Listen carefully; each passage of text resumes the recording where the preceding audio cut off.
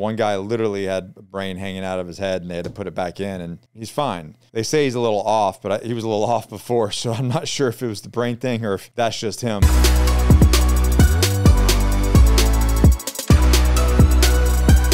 Guys, welcome back to the video. No shit, there I was. What is it saying? Up to hand grenades and horseshoes, or I don't know, something like that. Anyways, we're going to talk about traumatic brain injury. Man, when I left the military, I didn't think that I had any sort of traumatic brain injury because I didn't directly get blown up. I don't make the light of it, but I've had some friends who, geez, man, they got rocked. You know, one guy literally had a brain hanging out of his head and they had to put it back in and he's fine. They say he's a little off, but he was a little off before, so I'm not sure if it was the brain thing or if that's just him, but he's doing well. But nonetheless, I really did think that it had to be some direct traumatic event. You know, when I got out of the military, and I wrote about it in this book, Excommunicated Warrior, the 7 Stages of Transition, which is, if you have not read this, you can go to xwarrior.com and pick yourself up a copy. If you buy it from my website, I sign them. If you buy them from Amazon, I have no control. Plus, you give a bunch of money to Jeff Bezos. The guy's got plenty.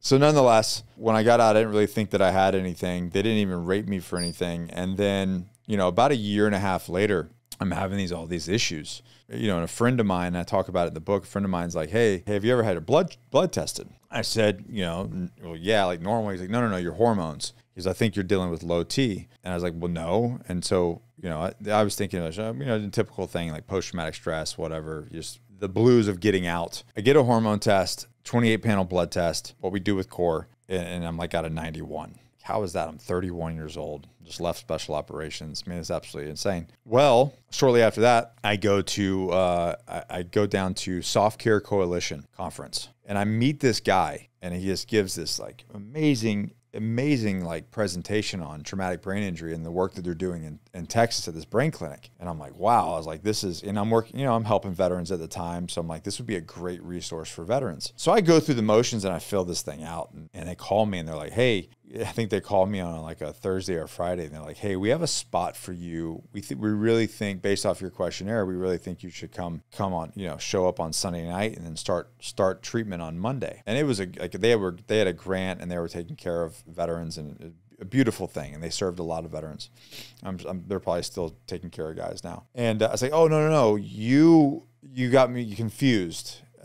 I wasn't filling that out I just went through the thing, but I wasn't filling that out for myself. I was trying to see what the process is like, what you guys call, so that I could refer veterans, but I just want to make sure it wasn't like a hoax and it wasn't BS. I just, you know, if I'm sending my guys, right, I want to make sure it's legit. And they're like, well, did you answer everything correctly? I was like, yeah, I was truthful. And they're like, yeah, cool. So we need to see you on Monday.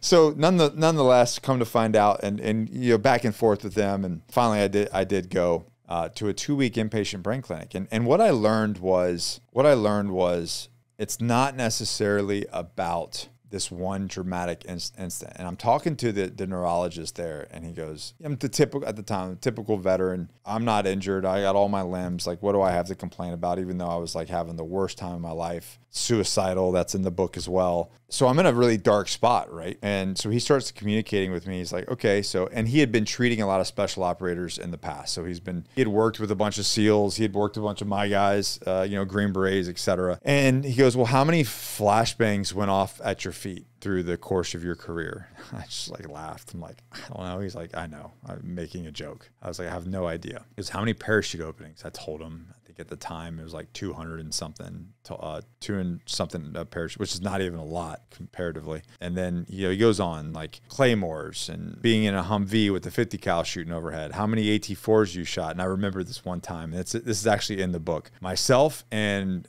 business partner and fellow coach Josh Hansberger, who was on a team together, our last team together. We were the primary safety officer, because we were in Yuma, and we had, I want to say we had like 50 AT-4s that we had to shoot. I don't remember. It's in the book. I don't remember exactly what it is, but it's like something like 2 in a 24-hour period. And within an hour, we didn't shoot them. I mean, I might have shot 1 or 2, but we ran the whole team. We were on this range. And I don't remember why, but him and I were the only ones that could PSO this range for us to get rid of all these AT4s. So the guys just cycled through, and he did like 24 and I did like 24 or something like that. Way above the Army the field manual of how many AT4s you're supposed to PSO in a 24-hour block. And I remember getting into the truck, and I felt like my insides were like moving, like it was just like mush, and it was all moving and vibrating. And I got into the Humvee, and I look at him like, dude, I don't feel so good. And he's like, neither do I. Like, I was nauseous. I was like dizzy. My whole body felt like it was like had things crawling around in me. Rough. So I tell the doctor that, and he's like shaking his head. He's like, you guys are insane. And he goes on to tell me a bunch of other things, right? And there was some, I had one incident in Afghanistan where I got knocked unconscious, got tossed from an ATV, not, let's be honest, not wearing the appropriate PPE, even if we did, the protective equipment, even if I had, I don't know if it would have mattered that much, a little bit, but not that much based off the scenario. Anyways, knocked unconscious. Anyways, his point was you have all of these micro traumas over a long period of time, over 12 years of a career, that are all basically mini TBIs. He goes, so let me explain to you what that does to your brain when it comes to sleep, hormones, etc. So in your brain, you have a pituitary gland. That gland is what sends the signals to your endocrine system to create testosterone and balance your hormones. So you have two types of hypergonadism. Type 1 is damage to your actual testes. So like my business partner, John Rusheye at Johnny Slicks, he had a skateboarding accident. Careful. Everybody grab yourself. He had a skateboarding accident when I think he was 16, and they had there's a podcast on it on the channel, one of the podcasts with him and me, and he tells a story, but he has what's called a brownout, where basically your testicle descends out of your body down into basically your sock. It unravels, and the paramedics show up, and he's like holding himself, and they're like, oh, we got a brownout. Anyways, that's damage to your testes, something that happens directly to your testicles. That's type 1 hypergonadism. So there's trauma to your testes, and your testes help or what produces testosterone, et cetera, and goes from there. Type 2 hypergonadism is when something happens in your brain, your pituitary gland gets damaged to where you're not firing the right signals to your endocrine system to produce that testosterone. That's what happens to me, and that's what happens to people that have a traumatic brain injury. So when you have a traumatic brain injury, you can actually we can do hormone tests before and after, and this is the reason why I push everyone. Doesn't matter who you are. You don't have to be military. You don't have to be law enforcement. You can just be a regular dude doing a regular thing, because who knows that you're mountain biking in the park with your kids and you freaking crash and then you knock your noggin and boom, you got a TBI. If you did a blood test before and you see your hormones, and you do a blood test after and you see your hormones, well, now hey, there was a change. And they've done studies to where now that they can actually see that happening. But we weren't doing that at the time. We were just running and gunning and not knowing anything. And to be honest, like the healthcare system in that arena was not what it is today.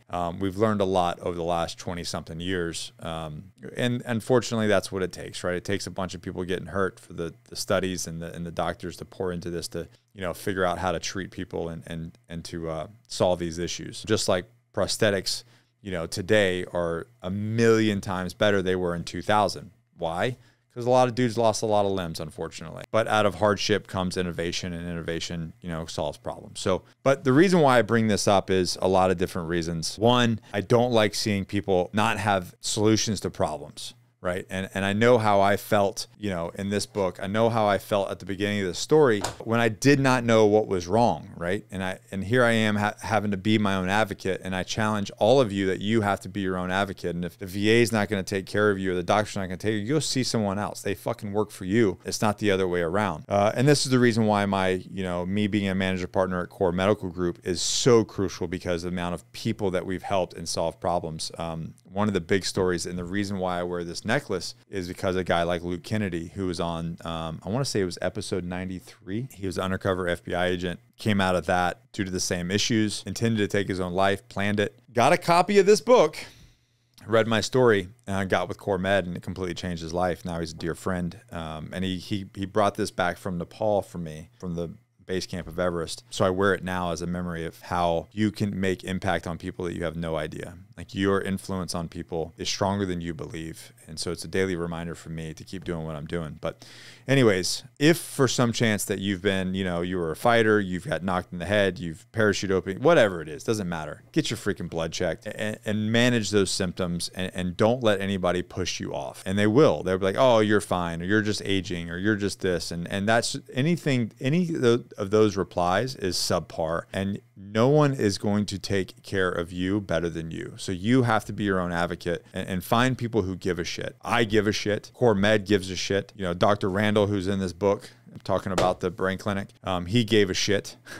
So, there are people who care about you and your health and want you to live the best quality of life possible. And that's what it's about. And that's what this story is about. So if you think you might have a traumatic brain injury, it's going to affect you more than just your sleep and your memory and everything and your cognitive ability. But if you're doing brain fog and you're not sleeping good, and those are symptoms of a TBI, that you probably have type 2 hypergonadism. So get your shit checked, and it can be fixed, right? It can be fixed and it can be managed. And, there's no way that I would have the life that I did and be able to run 2 8-figure businesses and a 7-figure business and manage, 100 employees and all the things that I'm involved in if I didn't maintain my hormones and I didn't maintain my health. So that's it, guys. I want you to do that. If you do want to get a blood test, the link is below at Core Medical Group. Simple process. My man, Kyle, works there. He's one of the onboarders, and he will get you taken care of. And if you have questions about my story or whatever, you can go to xwarrior.com, exwarrior.com to pick up that book, or drop a comment below. We can get into a discussion down there. Brandon will hold me accountable to make sure I'm answering comments. But this is something that I will be paying attention to, because it hits home. It's near and dear to my heart. So nonetheless, thank you guys for listening. Share this. If you're a veteran, share this with a veteran, because it's impacting more people than you think. And just like me, I didn't know what I don't know. And once I learned, man, my whole life turned around. So you guys know the deal. Never quit, never surrender, always forward. And we'll see you in the next episode. Peace.